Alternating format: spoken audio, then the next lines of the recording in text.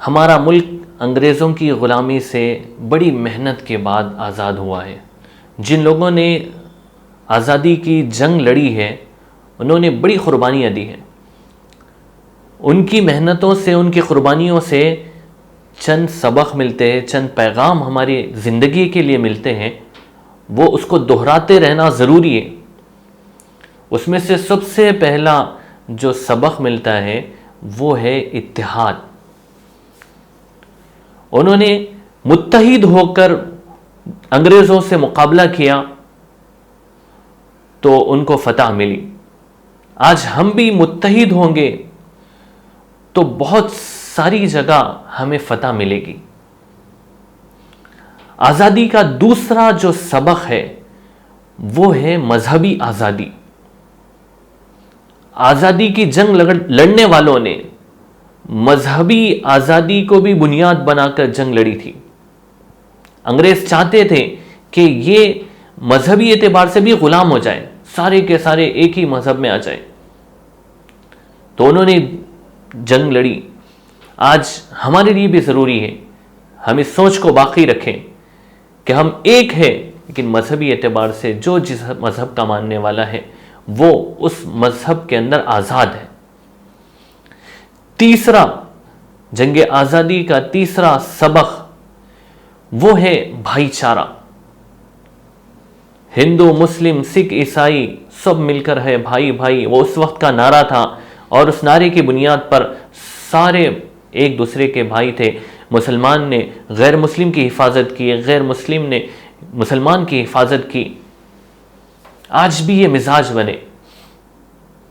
آزادی کا چوتھا سبق یہ ہے کہ ہر انسان اس ملک میں رہنے والا وہ وقت پڑنے پر جان دینے کا جذبہ ہو، کیونکہ آزادی کے متوالوں میں ملک کے لیے جان دینے کا جذبہ تھا. بہت سارے لوگوں نے جان دے دی لیکن آزادی نہیں دیکھی انہوں نے.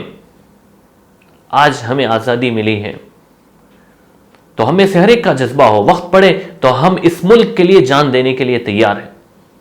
آزادی کا پانچواں سبق یہ ہے کہ فیوچر پلاننگ. انہوں نے جب جنگ لڑی تھی تو انہوں نے اپنی نسلوں کے لیے، آئندہ آنے والوں کے لیے سوچ کے لڑی تھی کہ کم از کم آئندہ کے لوگ یہ آزاد رہیں.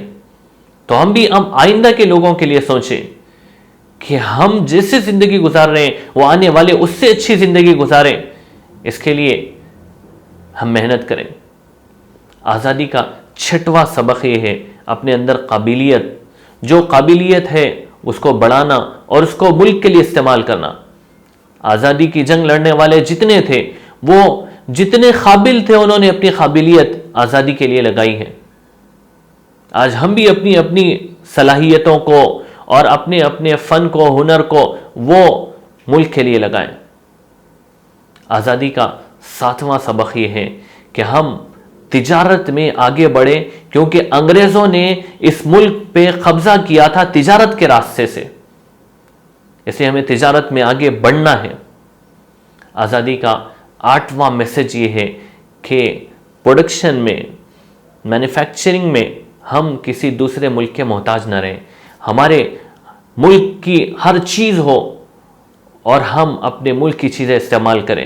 اس لیے صنعت میں یعنی مینوفیکچرنگ میں ہم اپنے آپ کو آگے بڑھانا ہے.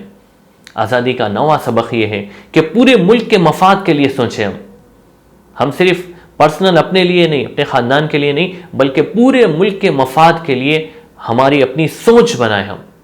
آزادی کا 10واں سبق یہ ہے کہ ہم اس ملک کی امن و امان کے لیے ہر دن دعا کریں. اللہ رب العزت سے دعا ہے اللہ پاک عمل کی توفیق عطا فرمائے.